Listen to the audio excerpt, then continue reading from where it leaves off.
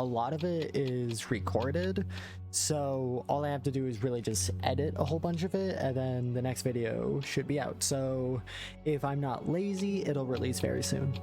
Yeah, and how did that go for you, past me? With your one video every 3-month schedule? It do be spooky season, and you want to know what else is spooky? That's right, if you guess me, you are correct. It is Darkwood. It sure is a game that makes me go, oh my god! Now, since I'm a masochist, I didn't do it the normal and fun way. I mean, like, who has time for that, am I right?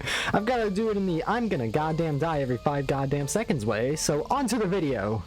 If you remember from the last video, I was growing accustomed to my new and final house, and yes, I finally found some neighbors I liked, and I even related to them quite a bit. These ones even acted exactly like me. David even brought some friends over to welcome me. What a nice guy. By the way, I have a shotgun now. Yo, Corpse, toss me some of that ammunition real quick. I just murdered an entire family of red chompers. I've got you, fam. Thanks, random corpse. I knew I could count on you.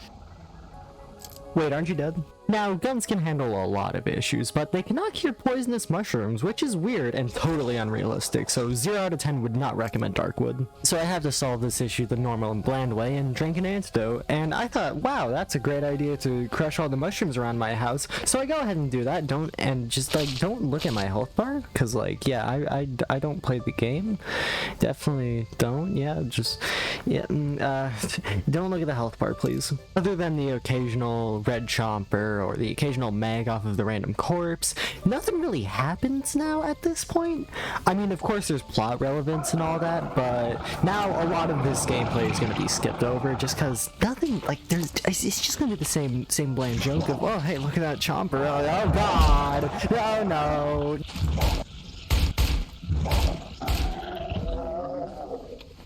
I'm still going to be putting in all of these minor inconveniences of gun only, such as not being able to break these embryos, but I am going to be skipping over, like, oh, night 49 had this banshee that somewhat scared me. Yeah, those parts are going to be skipped over. Now, my next dose of Coca-Cola gone wrong is going to give me weak lungs and careful step, which allows you to avoid one trap daily, which God knows I fucking need.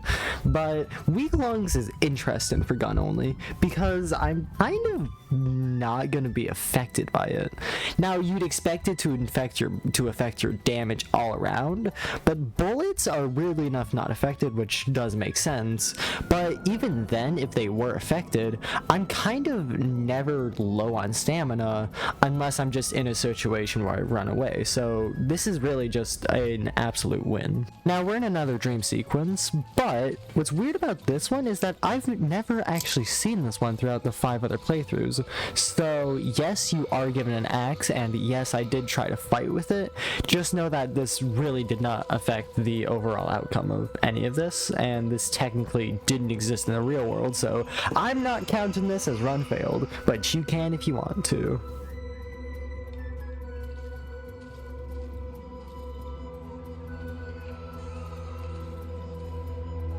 Yeah, I'm just kidding. You best goddamn believe I'm sleeping in the ditch. Now, since I've already committed about only 47 sins, I go to the church to pray them away. Hopefully God may forgive me. And I find this pretty insane man, so I decide to just gun him down immediately because why listen to reason? That is until he gave me the code to this cellar, which I really appreciated, so I spared his life.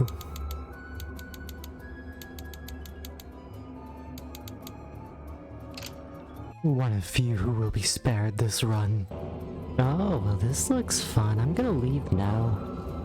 Well, it's night now, and this one was, it was interesting, considering a red chomper followed me from halfway across the woods to my own house. So yeah, it was already pretty nice. You know, a Silent Hill 2 remake is coming out very soon. I'll just reenact that in Darkwood. Here's a little trick that they teach you in Darkwood trivia. Yeah, that's a thing that exists. Here's a little thing that they teach you over there. See, when bugs appear in the floor, that's usually a bad sign. And when you hear banshees wailing in the distance, that's also a pretty bad sign and probably means a banshee is heading in your direction at rapid speeds. Oh, look at that, a cute little dog looking for a place to say fuck off.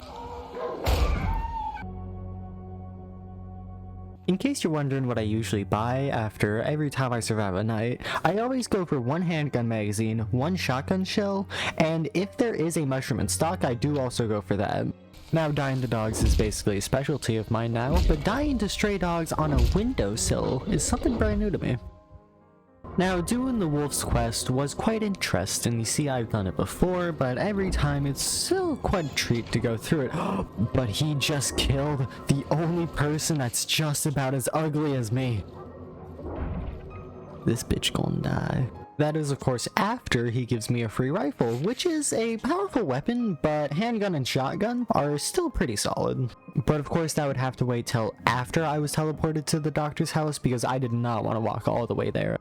All you have to do at the doctor's house is just solve a little puzzle and then get rid of this lock, which gives you a code for a different lock, and this one leads to the actual doctor himself.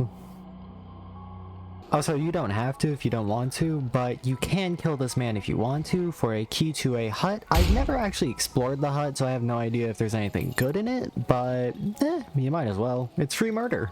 Now, I still want to kill the Wolfman, but there was a third delay, and this one was actually delayed to literally the entire run, because if you can look in my inventory, I have no ammo, and my guns have run out of bullets, which is a problem for a guns-only challenge, isn't it? Since I couldn't commit old-fashioned murder, I had to go to the doctor to speak with him so that I could progress the story at least, and not waste time. But then I just realized we were this close to perfection, and then this bitch did 9966. We were this close. Anyway, plot happened and we're like really close to chapter 2 now. But remember, this is Darkwood, and if you want to progress, you're gonna have to die. I wanted to hit back up my corpse friends right after that, but strangely enough, this guy didn't want to talk. However, he did toss me a flashlight, so that was pretty chill. That's my fucking handgun magazine. One random up and downside that I found out in this challenge is that your inventory gets clogged up with a lot of useless, but also useful things. Now, you can call this cheating, but I call this strategy. See, technically, I'm not killing them. I'm only torturing them with traps. So as long as they never die, I technically did not affect them. Technically. But yeah, it's still technically cheating, huh? A red chomper eventually got in, but you know what? Instead of being the guy that kills everything, I showed this one mercy. And I gave a little smooch. Eventually, I even threw this guy a rave with the limited amount of resources that I have, but oh god, wait, this is the kind of game that kills you for that kind of stupid stuff, huh?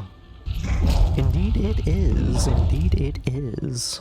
Now yes, technically the shovel could be used as exclusively a story item because it unlocks certain actions, but I could also get a free handgun magazine off it, so you know what? Now here's a little interesting fact. If you give the wolf a Game & Watch, you actually get a free handgun. Now it's not the best considering you probably already have a handgun at this point, but it is good reputation if you sell it, so I ain't complaining.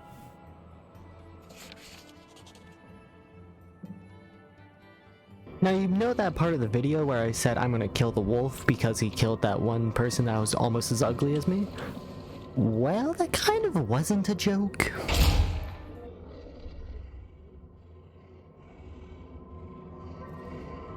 Listen, the assault rifle basically one-shots like every fucking enemy in the game, so I think it's worth it. Now with a kill count of about 500,000 so far, it was time to finally move on to Chapter 2. In order to activate Chapter 2, you have to go down to this little area down here and meet up with the doctor. A great guy, a fantastic guy even. A guy that literally tried to kill you at the beginning of the game, and a guy that I love with all my heart. Also, cue the random earthquake, because why not?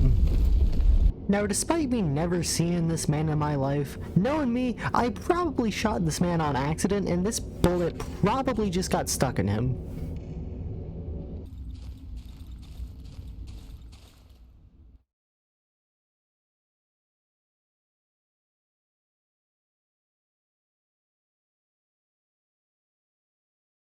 And chapter 2 will be coming in part 4. Jesus Christ, what is that? What is that? What the hell is that? What the hell?